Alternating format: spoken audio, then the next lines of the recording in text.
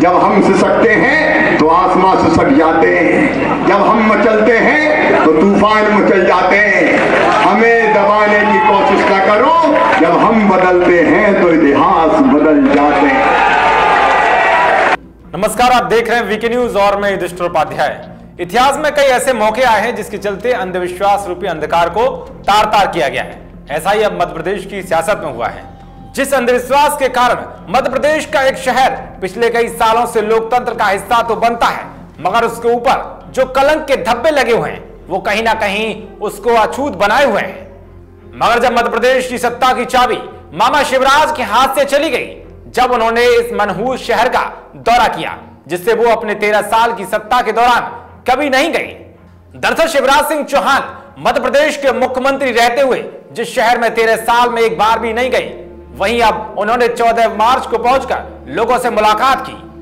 बता दें कि जिस शहर को अंधविश्वास की परछाइयों ने घेर रखा है उसका नाम है अशोकनगर। जी हां, ये वही शहर है जिसको लेकर ये अफवाह फैलाई जाती है जो भी नेता इस शहर में सीएम के रूप में दौरा करता है वो अगली बार चुनाव हार जाता है, जिसके चलते 13 साल के शासनकाल में मामा शिवराज ने इस शहर में कोई दौरा नहीं किया।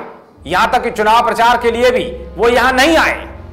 हैरान करने वाली बात तो यह भी है कि अंधविश्वास के चलते शिवराज सिंह चौहान ने शहर में विकास परियोजनाओं के शिलान्यास तक के लिए कदम नहीं रखा था, लेकिन सीएम होते हुए एक बार जब ऐसा मौका आया तो उन्होंने शहर की सीमा के बाहरी हिस्सों में ही शिलान्यास किया।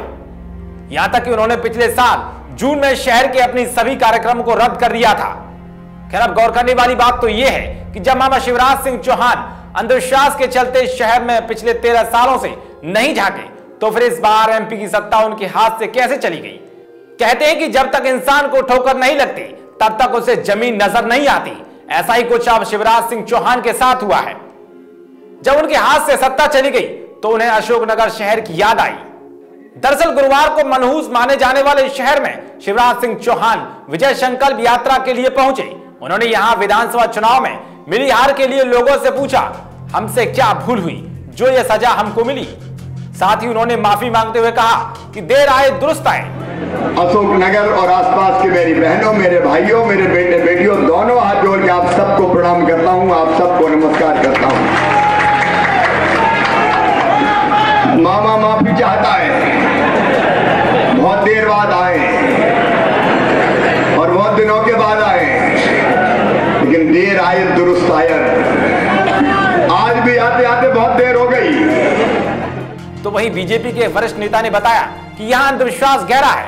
पहले के कई मुख्यमंत्री जैसे कांग्रेस के श्यामचरण शुक्ला, पीसी सेठी, अर्जुन सिंह और मोतीलाल वोरा और बीजेपी के सुंदरलाल पटवा अशोकनगर का दौरा करने के बाद कभी भी दोबारा सत्ता में नहीं लौटे।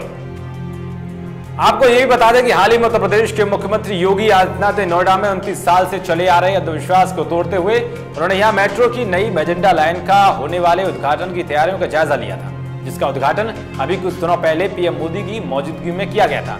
इस तरह के अंधविश्वासों को लेकर आपकी क्या राय है, कमेंट बॉक्स में जरूर बताएं। देश और दुनिया की तमाम खबरों को पाने के लिए देखते रहिए वीके न्यूज। शुक्रिया।